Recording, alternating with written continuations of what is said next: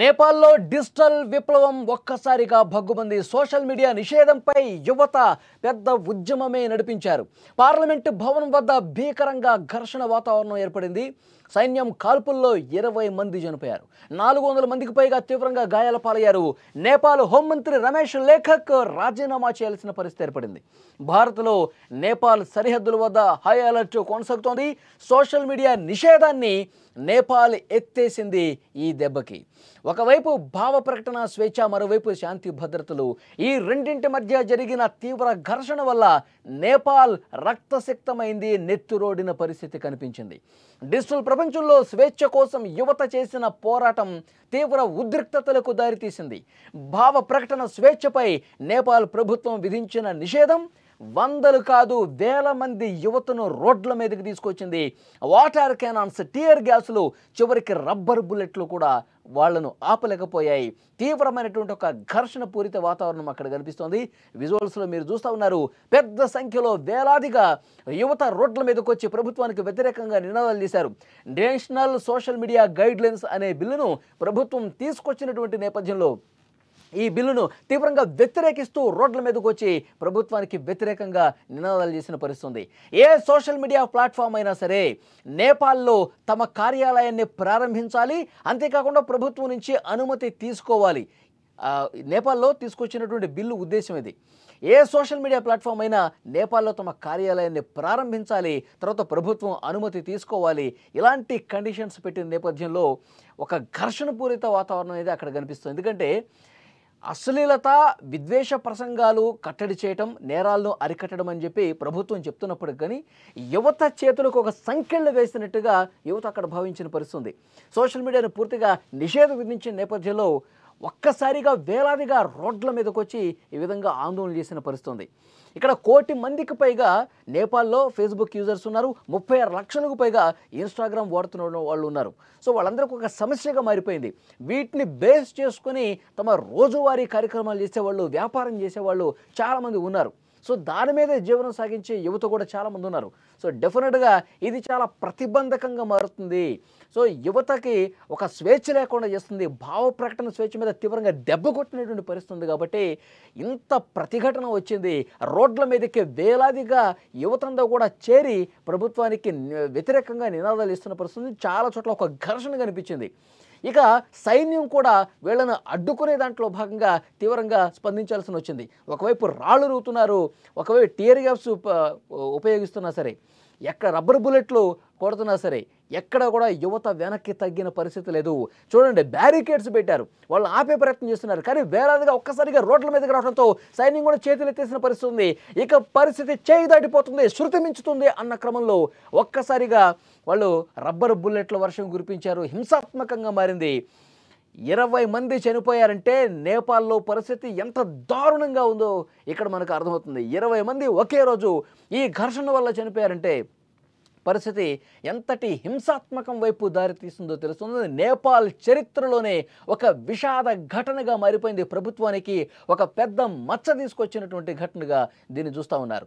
ఈ బిల్లో భాగంగా నేపాల్ ప్రభుత్వం ఫేస్బుక్, ఎక్స్, యూట్యూబ్తో సహా 26 సోషల్ మీడియా ప్లాట్ఫామ్స్ను నిషేధించింది. యువత ఆగ్రహంతో ఒక్కసారిగా ఊగిపోయింది. దీనికి జన్ జెడ్ ఉద్యమం అని పేరు కూడా పెట్టుకున్నారు. ఈ ఉద్యమానికి మద్దతు క్రమక్రమంగా పెరుగుతూ వచ్చింది. నిన్న ఉదయం ఒక్కొక్కరుగా వీధుల్లోకి రావటం మొదలుపెట్టారు. 10 మంది అయ్యారు, 100 మంది అయ్యారు, 100,000 అయ్యారు. గంటల వ్యవధిలోనే కొన్ని వేల మంది యువకులు రాజధాని కాఠ్మండూలోని పార్లమెంటు భవనం వైపు ఒక్కసారిగా దూసుకుపోయారు. పరిస్థితి అర్థమైపోయింది ప్రభుత్వాన్ని కూడా. అక్కడ ఉన్నటువంటి అధికార యంత్రాంగం ఆదేశాలు ఇచ్చారు. వెంటనే ఒక సైనికులు, బలగాలు రోడ్ల మీదకి వచ్చారు. వాళ్ళని కట్టడి చేసే ప్రయత్నం చేశారు. కానీ కొద్దిమంది కనిపించినటువంటి ఆ యువత క్రమక్రమంగా పెరిగిపోయారు. ఒకళ్ళని చూసి ఒకళ్ళు, ఇంకొకళ్ళని చూసి ఇంకొకళ్ళు, అట్లా రోడ్ల మీదకి భారీగా వచ్చేసరికి కంట్రోల్ చేయలేనటువంటి పరిస్థితి ఏర్పడింది. ఈ నేపథ్యంలోనే అక్కడ తీవ్రమైనటువంటి ఘర్షణ ఏర్పడింది. రాళ్ళు రువ్వుతున్నారు. ఈ విధంగా చెట్ల కొమ్మలు చేతికి ఏ దొరికితే అది తీసుకొని కొడుతూ ఉన్నారు. వాటర్ బాటిల్స్తో కొడుతున్నటువంటి పరిస్థితి ఉంది. సో ఇంత పెద్ద సంఖ్యలో యువత నుంచి స్పందన వస్తుందని చెప్పి ముందుగా ఊహించాల. దానికి తగ్గట్టుగానే అక్కడ కొంతమంది బలగాలు మోహరించినప్పటికీ, బ్యారికేడ్స్ పెట్టినప్పటికీ బాగా తోసుకుంటూ వస్తున్నారు చూడండి. ఎంత ఘర్షణ కనిపిస్తుంది అక్కడ, ఎంత హింసగా ప్రేరేపించే విధంగా అక్కడ దృశ్యాలు మనకు కనిపిస్తున్నాయి. యువత అందరూ కూడా వాటిని తోసుకుంటూ ఇంకా ముందుకి పార్లమెంటు భవనం వైపు దూసుకెళ్ళిన పరిస్థితుంది. పార్లమెంటు వైపు రాళ్ళు రువ్వినటువంటి పరిస్థితి ఉంది. సో అందుకే వాళ్ళని కంట్రోల్ చేయడం కష్టమైపోయేసరికి రబ్బర్ బుల్లెట్లు కూడా వాడాల్సినటువంటి పరిస్థితి ఏర్పడింది. కొంతమందికి తీవ్రంగా గాయాలయ్యాయి, కొంతమంది ఇక పూర్తిగా కిందకు పడిపోయారు, నేల కూలినటువంటి పరిస్థితి ఉంది. ఒకటొకటిన వాళ్ళని ఆసుపత్రికి తరలించే ప్రయత్నం కూడా జరిగింది. 20 మంది నిన్న ఒక్కరోజు ఘర్షణల కారణంగా చనిపోయిన పరిస్థితి అంటే ఎంత దారుణమైనటువంటి సిచ్యువేషన్ నేపాల్లో ఉందన్నది కూడా అర్థమవుతుంది. నేపాల్ చరిత్రలోనే ఫస్ట్ టైం ఒక ఆందోళన పార్లమెంటు ప్రాంగణంలోకి చొచ్చుకెళ్లటం కనిపించింది. ఆందోళనకారులను అడ్డుకోవడానికి భద్రతా బలగాలు ముందుగా వాటర్ క్యానన్స్ యూజ్ చేశారు, టీర్ గ్యాసులను ప్రయోగించారు. కానీ ఎక్కడా కూడా యువత భయపడలా, ఎక్కడా కూడా యువత వెనకడుగు వేలా. ఇక తీవ్రమైనటువంటి ఆందోళన కనిపించింది. యువత ఇంకా పెరుగుతూనే ఉన్నారు, రోడ్లు కిక్కిరిసిపోయి కనిపిస్తూ ఉన్నాయి. వారు కూడా తమ వద్ద ఉన్నటువంటి రాళ్ళు చెట్ల కొమ్మలతో దాడి చేసిన పరిస్థితి అదుపు తప్పిందని చెప్పి భద్రతా బలగాలు కూడా అర్థమైపోయింది. ఇక రబ్బర్ బుల్లెట్లు తీసుకొని ఇష్టం వచ్చినట్టుగా విచక్షణారహితంగా యువత మీద కాల్పులు జరిపారు.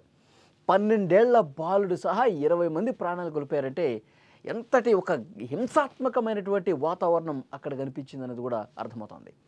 400 మంది ప్రజెంట్ ఆసుపత్రుల్లో ఉన్నారు. తీవ్ర గాయాలపై వాళ్ళు చికిత్స పొందుతూ ఉన్నటువంటి సిచ్యువేషన్ ఉంది. సుమారు 178 పోలీసులు కూడా తీవ్రంగా ఈ ఘర్షణలో గాయపడ్డటువంటి పరిస్థితి ఉంది. ఈ హింసాత్మక ఘటనతో పరిస్థితులు ఒక్కసారిగా మారిపోయింది. ఎందుకంటే ప్రజాప్రతినిధులు, అక్కడున్న పాలకులు కూడా చెమటలు పట్టించారు అక్కడ యువత. సోషల్ మీడియాను నిషేధించినటువంటి ప్రభుత్వం వాళ్ళ ఒత్తిడికి తలొగ్గింది. సరిగ్గా మధ్యాహ్నం 3:30 సోషల్ మీడియాను తిరిగి పునరుద్ధరిస్తున్నట్లు ఒక అధికారిక ప్రకటన వచ్చింది. అప్పటికే జరగాల్సిన నష్టం కూడా జరిగిపోయింది.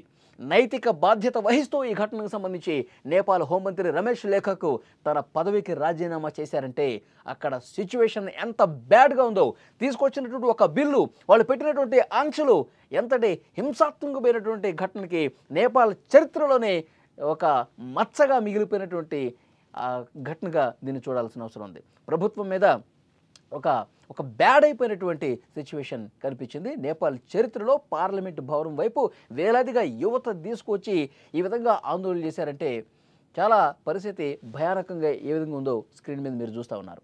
నేపాల్ సరిహద్దుల్లోని బీహార్లోని 7 జిల్లాల్లో కూడా హై అలర్ట్ ప్రకటించారు. మన దేశానికి సరిహద్దు ప్రాంతాలు ఏవైతే ఉన్నాయో, బీహార్కి సంబంధించిన కొన్ని జిల్లాలు ఏవైతే ఉన్నాయో అక్కడ ఒక హై అలర్ట్ ప్రకటించి ఎప్పటికప్పుడు పరిస్థితిని సమీక్షిస్తూ ఉన్నారు. నేపాల్ ప్రభుత్వం ఎట్టకేలకు తల వంచింది, సోషల్ మీడియా మీద నిషేధాన్ని ఎత్తేసింది. కేబినెట్ అత్యవసర సమావేశం అనంతరం కమ్యూనికేషన్, ఇన్ఫర్మేషన్ అండ్ బ్రాడ్కాస్టింగ్ మంత్రి పృథ్వీ సుబ్బగురంగ్ సోమవారం రాత్రి ఈ విషయాన్ని వెల్లడించారు. మొత్తం మీద ఒక చిన్న బిల్లుతో మొదలైనటువంటి ఈ వ్యవహారం తీవ్ర విషాదాన్ని మిగల్చడం అక్కడ అందరినీ కూడా ఆలోచనలో పడేసింది. అంటే ప్రజా వ్యతిరేకమైనటువంటి బిల్లు, యువతకి వ్యతిరేకంగా ఉన్నటువంటి ఒక నిర్ణయం తీసుకుంటే పరిస్థితులు ఏ స్థాయి వరకు వెళతాయి అన్నది కూడా యువత చేతికి సంకెళ్ళు వేసాడు. ఒక బిల్లు తీసుకొచ్చి యువత ఆశల్ని పూర్తిగా నీరుగార్చే విధంగా ఒక బిల్లు తీసుకొస్తే పరిస్థితులు ఎంత దారుణంగా ఉంటాయి, ఎంత హింసాత్మకంగా పరిస్థితులు ఉంటాయి, ఎలాంటి ఒక ఘర్షణ వాతావరణం ఉంటుంది, ప్రభుత్వం ఏ విధంగా కదులొచ్చే పరిస్థితి ఉంటుంది, కూసాలు కదిలిపోయే విధంగా యువత స్పందిస్తారు అనటానికి ఒక ప్రత్యక్ష నిదర్శనంగా నేపాల్లో ఉన్నటువంటి దృశ్యాలే అద్దం పడుతున్నాయి.